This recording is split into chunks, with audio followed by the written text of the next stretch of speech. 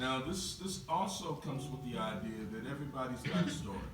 And if you don't keep your story alive, if you don't tell your story or your family's story, nobody else will. So.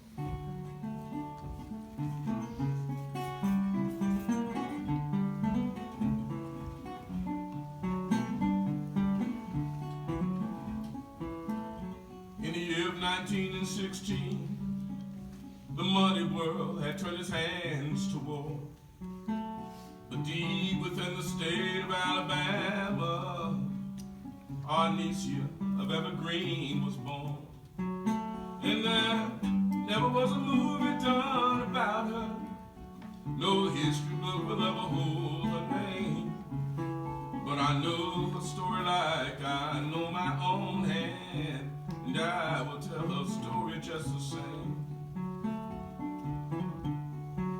Well, in 28, when all the folks were laughing, talking about the money that they'd made, at 12 years old and dresses made of patches, Arnesia picked the cotton while she played.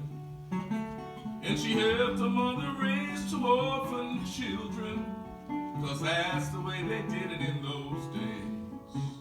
Barely older than the children that she cared for, that's how Arnesia learned her mother's ways. And in 34, when all the folks were crying and talking about the money that they lost, Arnesia was all alone and trying to figure out what love too young would cost. She'd had 2 children 4 out of a wedlock, back when such children were a mark of shame.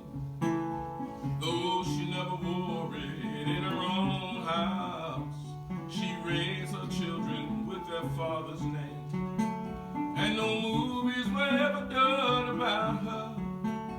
No history book will ever hold her name. But I know her story like I know my own hand, and I will tell her story just the same.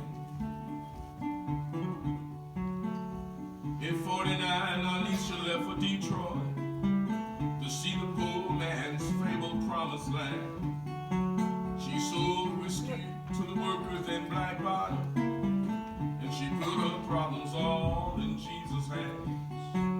In Detroit, it wasn't like old Alabama.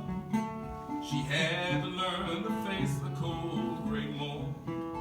The rags wrapped around her feet would keep her walking, and newsprint round her legs would keep her warm. And in 56, while civil rights was marching, her daughter had a baby of her own. She found out what Arnesia had long known.